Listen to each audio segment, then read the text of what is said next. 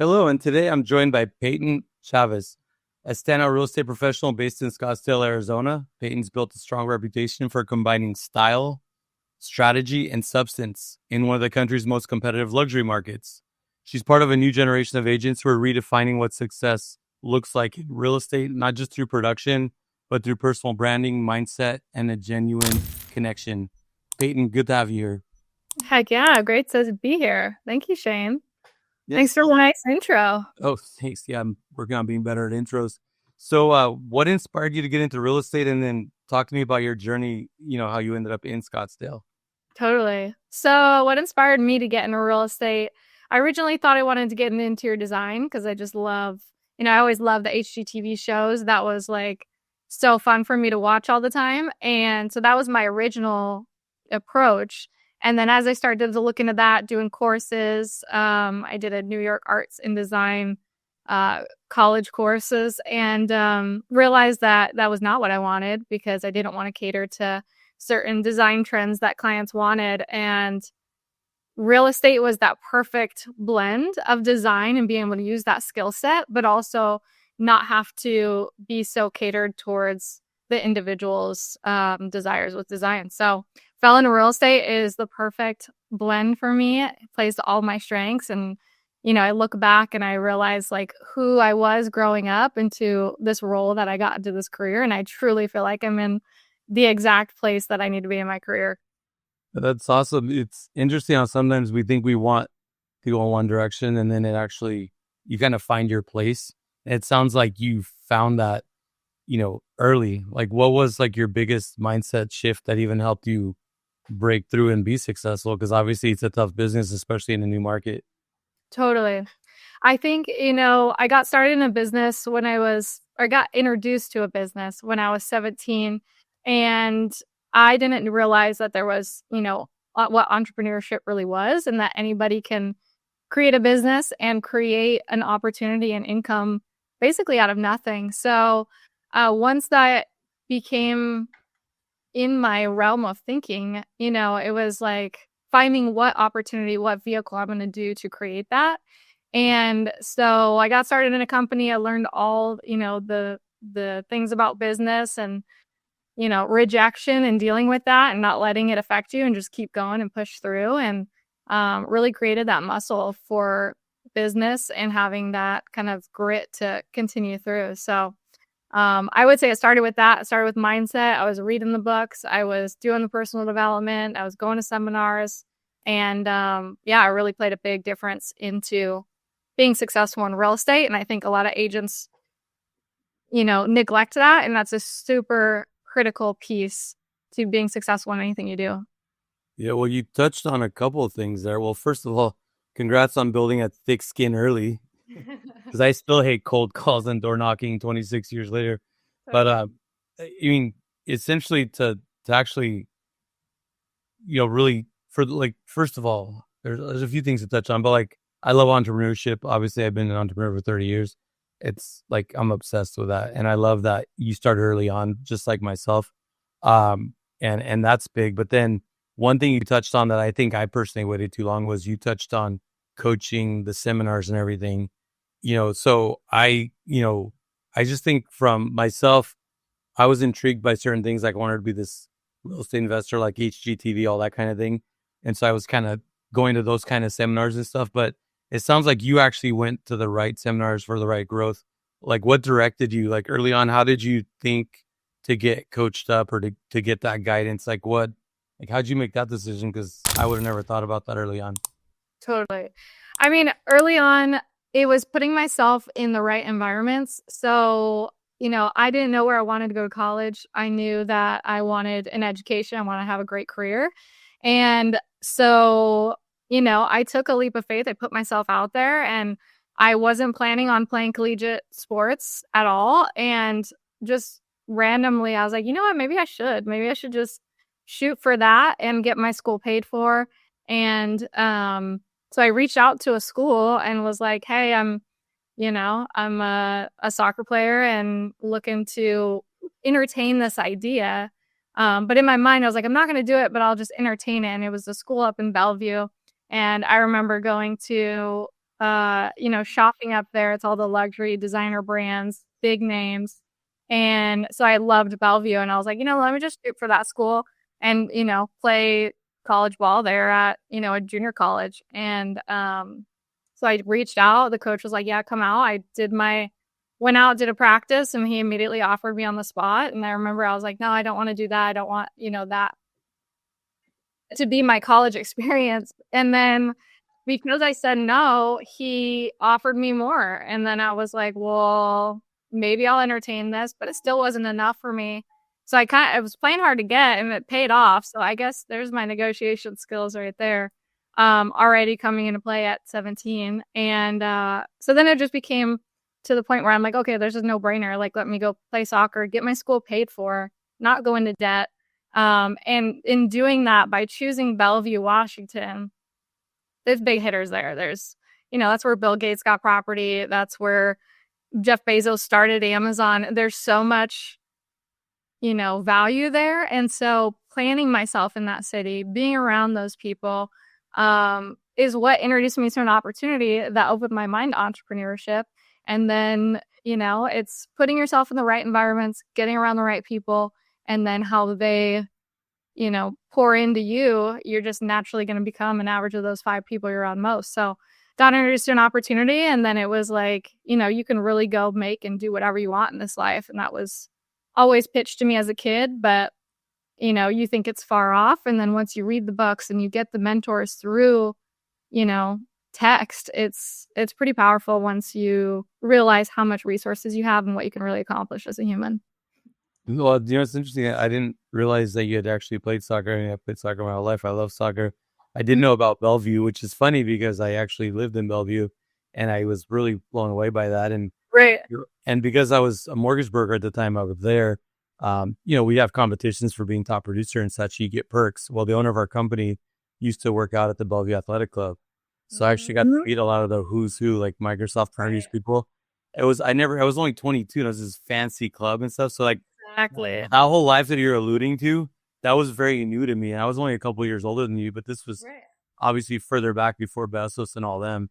But I could. I mean, look at you now. I mean, I feel like that did play a big role into how you've created the lifestyle. Now you're, around the Bay Area and closing big deals. So I feel like, in a way, it is the same thing for you. You're in a, high net worth city. You drive around and you're seeing Lambos, you're seeing the Bentleys, you're seeing really nice shit. You're like, well, especially in Bellevue, like that was my first exposure because we grew up poor. My parents are immigrants. We grew up poor. And so it's like, I mean, that was some good exposure. So, I mean, touching on that, because obviously this is more about you, not about me. I just had to like mention, oh my God, you're in my same place. But, your upbringing and just growing up, like, were you used to being in that kind of environment, or was that an upgrade for you as well? That was totally an upgrade. My mom always wanted me to have the nice things in life and know that I could go get that. So my parents did play a big role in, you can do whatever you want to do. But, I did grow up in, middle class suburban area of Washington in a city called Puyallup, Washington. Yeah. Puyallup. Yep. Represent. And so it's not like I wasn't driving around and seeing those cars, but when I would go up to Bellevue, and really it was just for, like prom and homecoming shopping to get a cute dress. And so we would go shopping up there, and then it opened my eyes. I was like, wow, this is only an hour away from where I live, but this is a totally different. You go there, you just feel different. You think different. You see different things. You see people sharp. You see corporate people walking around and just really locked in. And it seemed like a completely different mentality. Super fit and just the right goals, great restaurants. And yeah, so that was what got me into that lifestyle and that way of thinking. And I'm so grateful for it because it's a beautiful life and it's attainable, and it's really just planting yourself in there. And, forcing ways to make that a reality. And, even though at the time it's like rent in Bellevue at 17, 18, 19, even, I was there for 8 years. It's expensive, but what you get from it and the lifestyle you create and the career, the network, it's like, there's no there's no other option if you want to go far, if you want to do certain things in your life. So, Yeah, yeah. no, I agree. It's interesting. We have very similar experience there. So, I mean, just fast forward to now where you're at in your career. How many years has it been since you first got involved in real estate? So I got into real estate in 2017 and I got started. Took my test, didn't pass the first time, had a good cry, hit my steering wheel. And then, I was back to the books. I probably lived in that emotion for maybe 5 minutes, which is 5 minutes too long, really. You need to be, should be like a 5 second, move on, get back to it. But I was young. I was 21. So it was a little bit longer, but yeah, got back to the books and then passed my test and never looked back. Always kept it active, always been full time in the business. And yeah, it's been an awesome career. Well, yeah, and it's interesting, right? How fast the years go by, right? Like, I was Well, on like, oh yeah, 17. Yeah, no, they go by fast. Well, look, I mean, with all that said, how would you define success as a modern agent, like in today's market? success as a modern agent, in my opinion, is having a brand for yourself that is working while you're not actively, putting in time and effort to where you're generating leads and business naturally through social media, through your marketing campaigns, through things that are set up on autopilot. So you can create this ecosystem of business, clientele, people, getting your name out there and having people reach out to you and send you referrals, I believe is the successful way to handle this business. I know a lot of people who buy leads, spend money to get non-loyal people, and you have to work a little harder for that. But if you really build a brand and you stand behind it, people will start to come to you and you'll attract business instead of chasing business. Yeah, and it's interesting because it's like people that do a lot of YouTube and stuff talk about this evergreen content and something that's always working for you. That's great that you picked that up early and you're doing that. I mean, a lot of us have been in the business for a long time. This is just one of the more recent discoveries, right? For old school people. So I love that you've made that a practice early in your career. It'll get you there faster. Well, look, I mean, Scottsdale, I mean, I've been there a few times. I love it down there. I mean, it's a luxury and lifestyle driven market. How do you differentiate yourself? So in Scottsdale, because I came from a heavy hitting, high competitive market in Bellevue and Seattle, the agent caliber is much different. There is, 20 or 80% of the agents, or what is it? 20% of the agents here do 80% of the business, just like in any other area.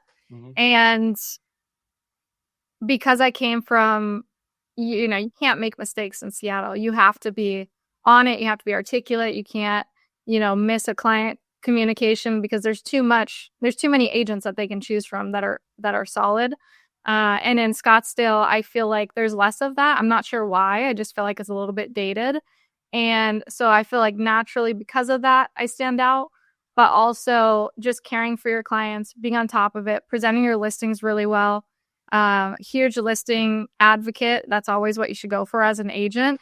And there's ways to target just sellers, which in turn, when you get those listings, you'll generate buyer leads, you'll generate new business and contacts and network and all that good stuff.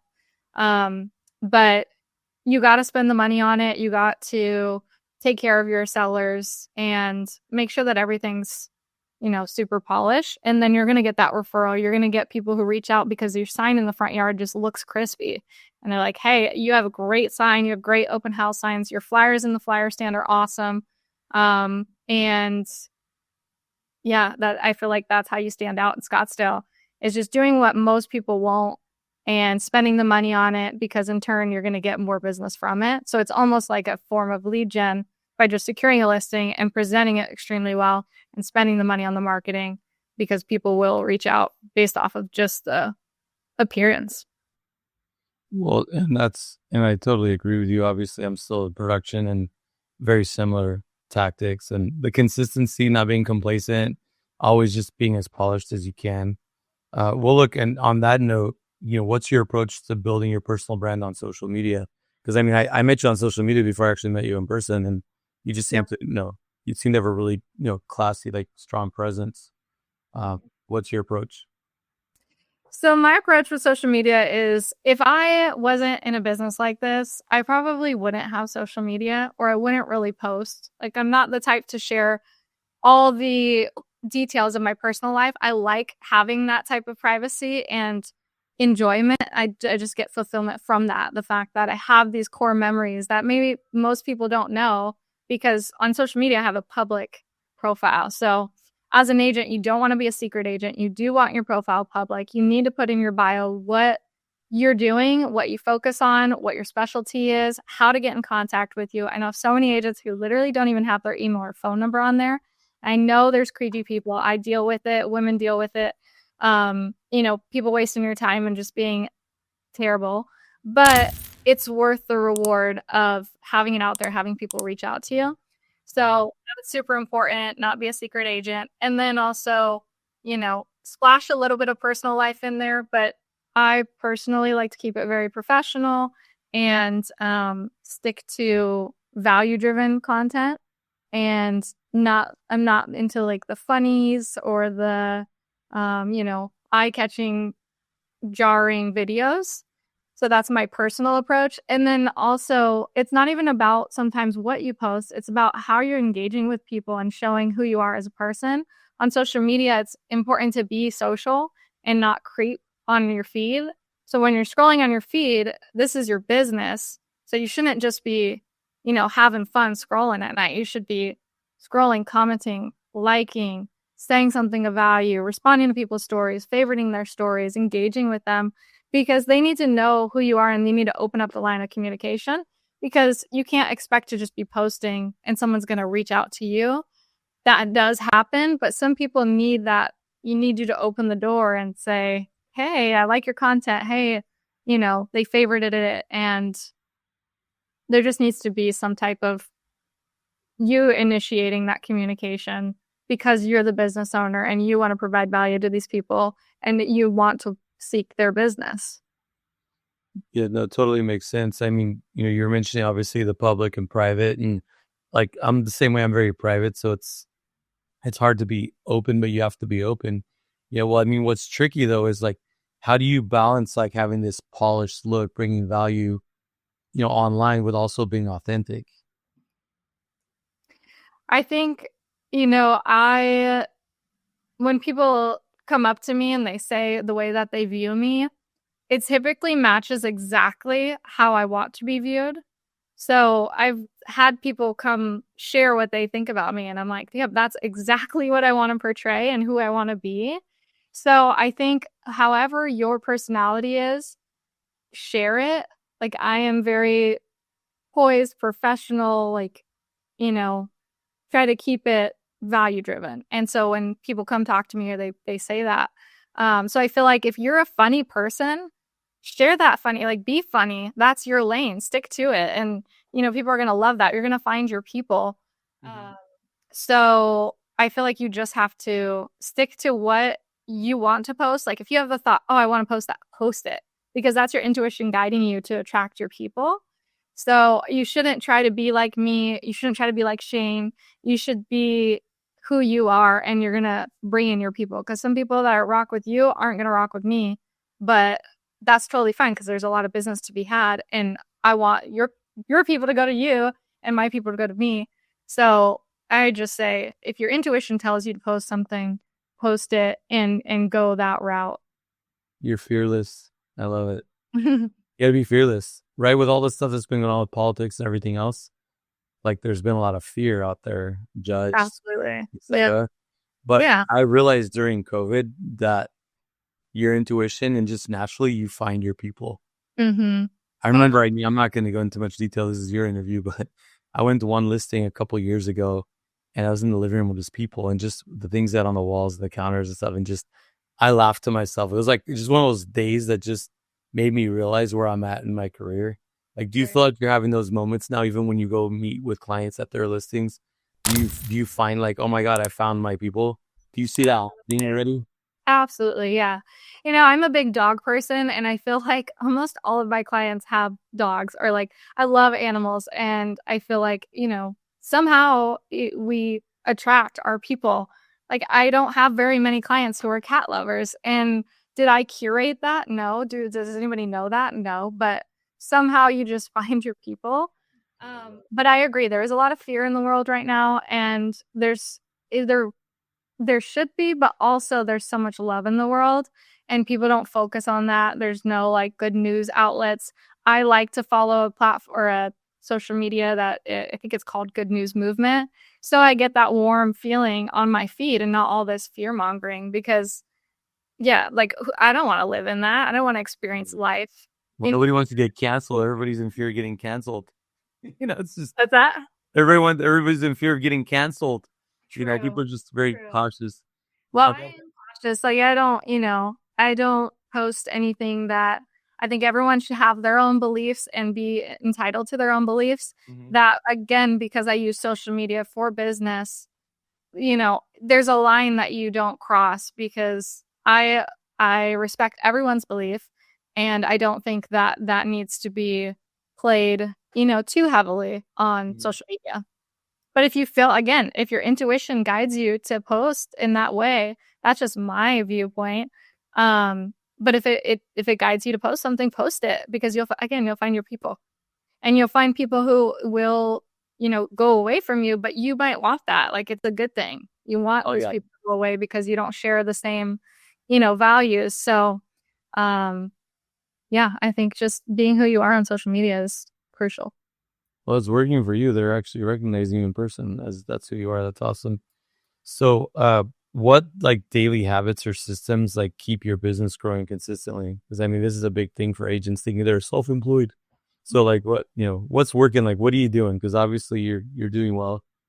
Yep. So daily habits. I mean, I think it's very important to be touching base with people, calling people in your sphere, calling people in your phone. You have the contact. Just call them, say what's up. You don't have to call and ask for business or ask for referral. Ask, who do you know who's looking to buy or sell? You want to just call them and build the relationship and see what they're up to. And naturally, real estate will get talked about. So I feel like that's a great daily habit. If you're not talking to people, you're not making money, you're not doing business. So talking to people every day, you should have multiple conversations a day. And again, just being on social media. If you're on social media, I know so many people are on Facebook and Instagram just scrolling, and they're not utilizing it to generate business. So since you're on there all the time, utilize it, respond to people, comment, engage, share something funny to them. Like, if you see something funny that you think they'll like, just send it to them. It opens up, a fun conversation, and they're going to think of you whenever they're ready to buy or sell. Yeah, I mean, I have time blocks for that. I find myself not always honoring those time blocks, but that's really good advice, especially like once you've already had obviously a few years in the business, you have a pretty good contact list to contact. And I think for a lot of people that aren't doing that, the lack of consistency and not staying in touch with people that already trust you've done business with is a big mistake. Absolutely. A lot of money left on the table by not just calling your people. And that's the best to call because it's fun. It's great conversations. It's not daunting. You're just calling, hey, what are you doing this weekend? Like, Fridays and Mondays are great times to call. Because on Fridays, hey, what are you doing this weekend? Oh my gosh, you're going to pumpkin patch. That's amazing. Oh, hey, how was your weekend? What'd you do this weekend? Oh, we had our sister's baby shower. Oh, that's amazing. It's just, those are great times to utilize your sphere and build a relationship. And they might say, oh, we had a pipe leak at our home. And then at that point you can provide value. Hey, I have a great plumber. Did you get that, handled? Is your water on? And then connect to them. So you'll create value to give them just by asking questions of what they're up to.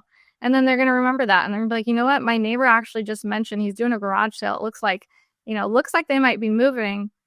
And then what's the address? You get their address. You call, hey, neighbor Joe said that you're, packing up. What's your plan? So I agree. I feel like there's a lot of money left on the table by not hitting your sphere.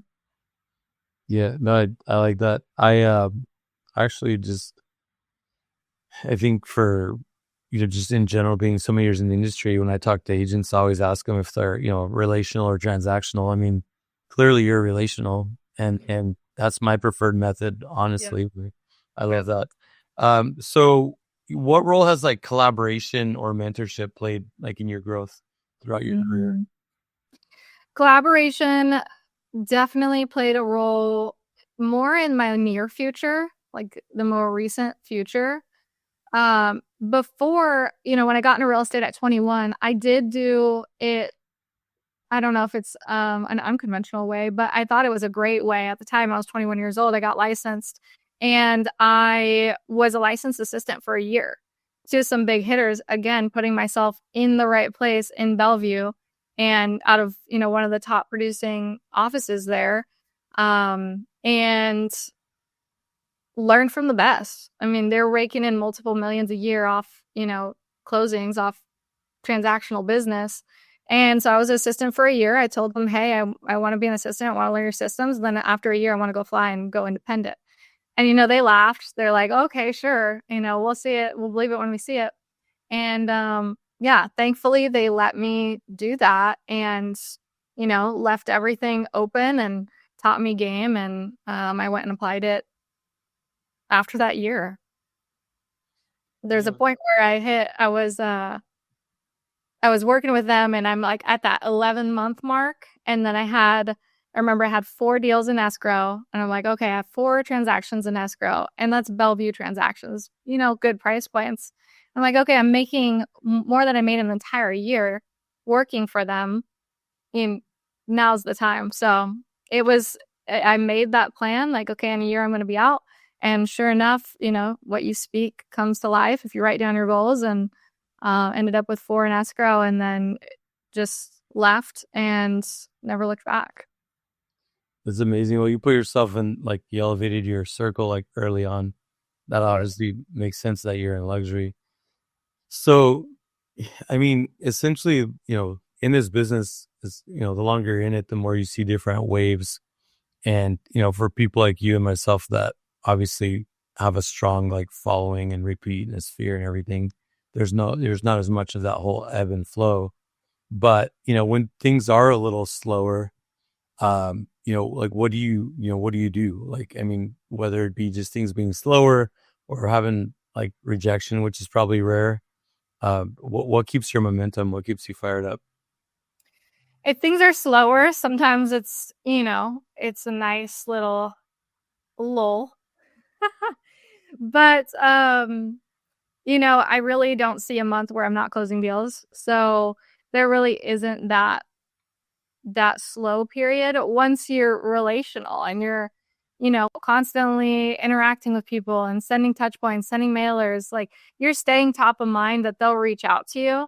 And even I have so many people who've reached out to me. I've shared insights on properties. I've showed them homes they've never even bought in my whole 9-10 years in this business, still haven't bought anything or made a move or sold their home to upgrade. But I still provide all that value. They can reach out to me anytime and they utilize me. So even when, if it's maybe a less transactions per month, I'm still getting people reaching out. Hey, what's the deal with this property? Hey, if I flip this, what's the, ARV? And I'll do that. So you're just providing a bunch of free value and the more conversations. If you feel like you're having a slow month, call people, reach out to your sphere, go through your contact list from A to Z.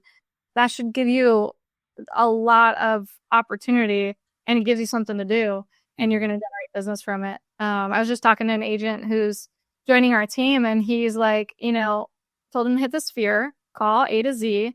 He said he got to his B's and he already had 3 referrals. So it's there. There's definitely business there. And it's not like he was calling to say, hey, can I get a referral? He's just calling to check in. What's up? What are you doing? Yeah, it's that easy. Like we make it seem like such a big deal. It's that easy. Just making the call. What do they say? Like imperfect action over inaction. Yep. Yep. It's And yeah. it's easy to do. It's easy not to do. Well, obviously you're really grounded in your career as agent and really clear on your values and your direction. So, obviously within our organization, there's a lot of partnering and collaboration and et cetera. Like, what do you look for in agents that you're going to partner or collaborate with? That's a great question. So when I'm looking for an agent to partner with, I want somebody who's hungry to learn, who's coachable, who's excited, who, really wants to learn to be a student to the game, because I know how I feel even to this day. I know the more I go learn, the more value I'm going to bring to my clients, the more value I'm going to be able to like bring in income for my family. So, I do still, 9 years in the business. And I think that's such a key component to being successful in the business. And if that mindset needs to be cultivated, we can make that happen, but you also have to want it for yourself. So I look for agents who are hungry, who want it for themselves, agents who maybe have done, 5, 10 deals a year and want to take it to a new level, or, obviously experienced agents I love to partner with and have that, give and take, especially all around the country and other countries, because we can send business back and forth. We can collaborate and co-market on things. So, there's a variation, but I just ultimately people who have similar values, hungry to win, want to be a great person, because you can't make awesome income without working on yourself and being a good person. So that's what I look for.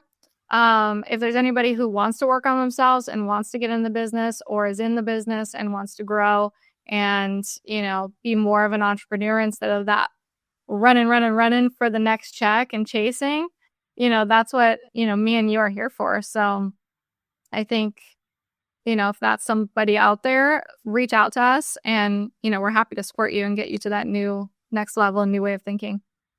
I love that. And I could see you being, quite the mentor. You also seem very patient. Would you say patience is one of your traits? Yes. With clients and with people, with myself, not so much. I think I'm hard on myself and I want to get it going quick. But yes, for human interactions, absolutely. I think I always say I'm comfortable pausing on the phone. I'm comfortable with that lull while that person's thinking and processing what I said, because I'm in the business full time. You're in the business full time. We do this rinse and repeat. We know the ins and out of the business. And so when we share it to somebody who might only be hearing it for the first or second time in their life, if they're a first or second home seller, it might take a little while to process. So being patient in that learning curve for them and also not overwhelming them with unnecessary information, I think is critical. And also when it goes to training agents and helping, our team grow, that's another thing that's important, because again, we've heard it millions of times and these agents might have only heard it 10 times and they're going to need to hear it for the 100th time before they actually apply it and it locks, because it's got to click in there. Isn't that the truth? Mm-hmm. So, well, I guess, obviously we've gone over a lot of stuff, but, one thing that I'm always curious when having these interviews is just kind of, going forward, like, what's the big vision? I mean, when I talk to people like yourself that have had success and you've been doing this for a while, what's your next big vision personally and professionally, like over the next couple of years? That's a great question. So my vision for what I see in the future is building out an organization that nobody's ever experienced or seen before, in terms of the collaboration, because that's so limited in the real estate industry. You're usually just a solo agent, you're on your own, or you're a team agent and you're taking heavy splits. And there's really no in between. And so what we've created already with our organization has been something that I wish I had when I was first getting into the business, to get that support and speed up that process and have all the tools and resources. Yes, I learned from really great individuals, but I think that could have been sped up and thinking bigger had I been around the right people. So my goal for my organization is to have a group of 500 agents that are rock solid, fired up, excited about the business, closing deals, confident, and then they're able to go give back to 500 agents that they know, and help them, reach down and bring them up to achieve the success, because I know there's a lot of real estate agents who get their license, they're excited, and then they don't perform and they have to revert back to their old ways of generating income and having a career. So I think there's a lot of missed opportunity, and there's some great agents that also might be happy where they're at, making multiple six figures. But imagine if you went to the next level and you hit that 7-figure mark annually. So my goal is to help 500 agents get there and achieve the goals that they want. And some people are going to have different goals. They're going to, they might just want to make 100 grand a year, and that's totally fine. We can easily get you there. Some people might want to make 3 million a year, and we can get you there too. So I think it's just, the vision is a community that comes together, collaborates, pushes one another forward, shares resources, tools, ideas, brainstorms, gives game without expecting anything in return. Because again, once you give, you naturally, things will happen that you can't see just by having like a heart of giving and being a go-giver. So that's my vision for the near future.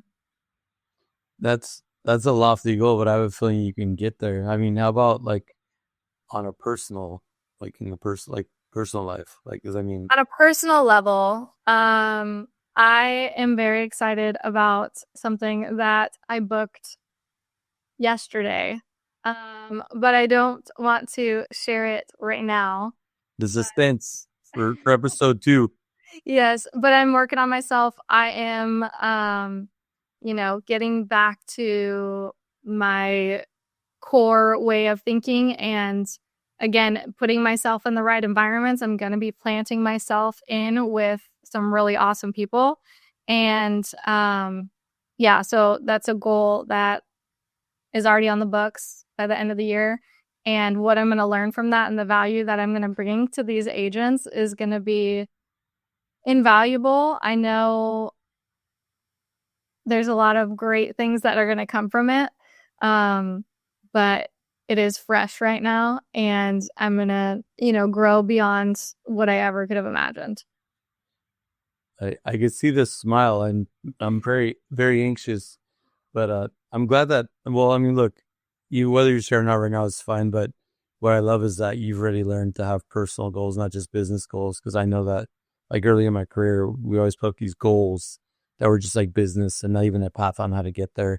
Right. My goals now every year include health, vacation, fitness, like just everything. So it sounds like you do the same, which is great. Absolutely. Well, look, I mean, if you could give your younger self a piece of advice, being where you're at now, what would be that piece of advice you'd give your younger self?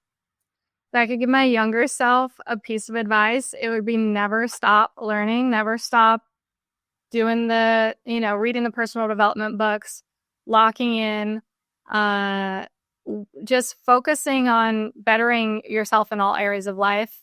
Because I feel like there was some times that maybe I lacked on that and I could be so much further, but I believe everything is meant to be and I'm right where I need to be. But I would say keep grinding on the personal development, on your personal goals, and you can get really caught up in this business career and put everything else on the back burner because you're like, okay, cool, I have 8 in escrow and I'm running around all day, but did I go to the gym? Did I eat right? Did I plan a vacation? Was I really present with my family? So that would be my biggest piece, is still focus on yourself and put your oxygen mask on first. Your clients will respect it and appreciate you. And just keep growing and building your own. Yeah, I love that. And I love that you teach your clients. It took me late into my career to learn that, but you teach your clients how to communicate with you and when you're available, when you're not. You're the one that has to set the boundaries. Exactly. That you touched on that. I know we could talk obviously for hours about a lot of things. Maybe we'll do another session in the future. But in wrapping this up, I was curious. So obviously if someone's interested in, whether they're buying or investing in Scottsdale, or if it's agents that are interested in talking to you, what's your preferred method of contact? Absolutely. I would say reach out on Instagram and send me a direct message, or text me, call me. I have my phone number here. You know, I'm happy to help if you're an agent, if you're just a person, you know, whatever you're working on in life, I'm happy to be a resource to you. And, you know, call or text or Instagram. But I would say also follow on Instagram so we can stay connected and I can continue to engage with you and kind of see where you're at and be a resource, you know, for the foreseeable future. Awesome. Thanks so much. And yeah, we'll put that down below as well so people can reach you. Well, thanks for all your time today. Thanks for being on here. And we will have to do another one and check on you in the future. Yeah, maybe it'll be an annual thing. Thank you so much for having me. This is awesome. I think it's so great what you're providing to agents and giving them, you know, this is free value from experienced agents. And I know you have all different types of people at different points in their career that are sharing their wisdom. So if you're not already, you do need to subscribe to this channel because he's going to be continuing to share value. And I think, you know, these are tools that you're not going to get from your managing broker. You know, you only get one source of advice typically with most brokerages. So utilize this. It is free, which is crazy. So tap in, lock in, subscribe to Shanne's channel, and go crush it 2026. Thanks so much, Payton. And by the way, she wasn't paid to say that.